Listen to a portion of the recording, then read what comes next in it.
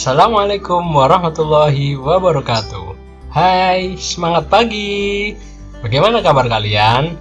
Kakak doakan semoga kalian selalu dalam keadaan sehat dan tetap semangat meraih cita-cita. Pada kesempatan kali ini, perkenalkan, kalian nanti akan ditemani oleh Kak Hasan. Bersama Kak Hasan, kita akan sama-sama belajar di pembelajaran yang keempat, tema 1, subtema yang ketiga.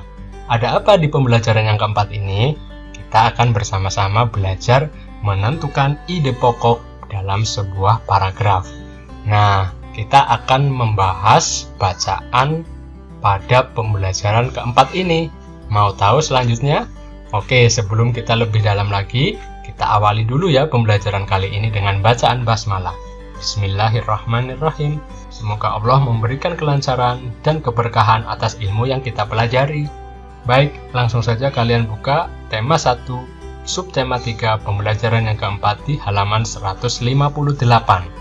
Nah, di sini kalian akan menemukan teks bacaan tentang kapal pinisi, kapal penjelajah dunia. Nah, sebelumnya untuk bisa menentukan ide pokok, kalian harus benar-benar membacanya terlebih dahulu. Setelah membaca keseluruhan teks, kita akan bahas satu persatu. Ya, kakak beri waktu dulu ya kalian membacanya. Setelah itu, kalian bisa melanjutkan video ini. Ya, jika kalian sudah membacanya, mari sama-sama kita bahas mulai paragraf yang pertama. Nah, di paragraf pertama ini, kalian tadi sudah baca. Kira-kira ide pokok itu kita harus ingat-ingat dulu. Apa sih ide pokok? Ide pokok merupakan bagian yang paling utama pada paragraf tersebut. Nah, atau bisa jadi kita juga bisa menentukan kalimat utamanya dulu. Nah, kira-kira kalian tadi baca itu kalimat utamanya yang mana ya? Betul sekali bahwa kalimat utama pada paragraf yang pertama adalah ide pokoknya adalah kapal pinisi merupakan sebuah kapal layar kebanggaan masyarakat Sulawesi Selatan. Mengapa ini menjadi satu kalimat utama? Ya, karena dalam kalimat utama ini, di kalimat selanjutnya menjelaskan mengapa kapal pinisi menjadi kebanggaan. Ternyata, selain menjadi kebanggaan masyarakat Sulawesi Selatan, kapal pinisi ini menjadi kebanggaan bangsa Indonesia. Selain itu, ketangguhan dan ketenaran kapal ini juga telah terdengar di seluruh penjuru dunia. Nah, kita bisa sama-sama menemukan intinya ya. Jadi, kalimat penjelas yang setelahnya ini menjelaskan tentang mengapa kapal pinisi ini menjadi kebanggaan masyarakat Sulawesi Selatan. Nah, langsung saja yuk kita ke paragraf yang kedua. Di paragraf yang kedua, kalian juga tadi sudah baca. Ayo kita sama-sama, mana sih kalimat utama di paragraf yang kedua ini? Ya, betul. Ternyata kalian sudah bisa menemukan kalimat utama di paragraf kedua.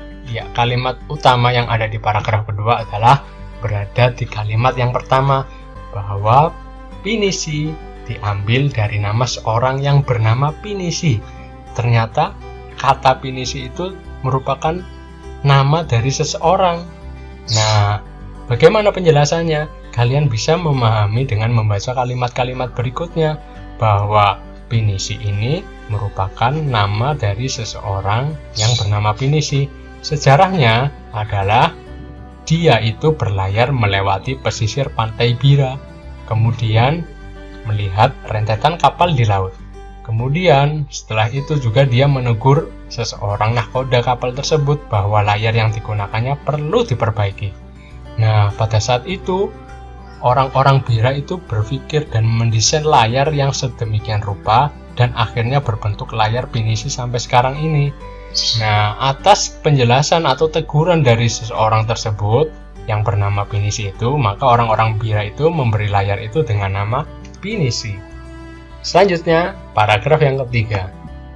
Dalam paragraf yang ketiga, kita juga bisa mudah menentukan kalimat utama atau ide pokok dari paragraf ini. Iya, betul bahwa kalimat utama pada paragraf yang ketiga ini adalah terletak di kalimat yang pertama, bahwa kapal pinisi adalah kapal istimewa. Kenapa ini menjadi kalimat utama? Mari sama-sama kita ingat lagi ya. bahwa kalimat utama itu kalimat atau ide yang paling pokok dalam sebuah paragraf tersebut. Ciri-cirinya, dalam kalimat utama itu perlu penjelasan kalimat-kalimat lain. Nah, di sini kamu harus memahami ya, bahwa kapal pinisi adalah kapal istimewa, perlu dijelaskan bagaimana sih istimewanya kapal ini. Nah, kita kan tidak tahu kalau tidak dijelaskan oleh kalimat-kalimat penjelas lainnya. Nah, itu dia ciri kalimat utama, harus dijelaskan oleh kalimat-kalimat pendukung lainnya.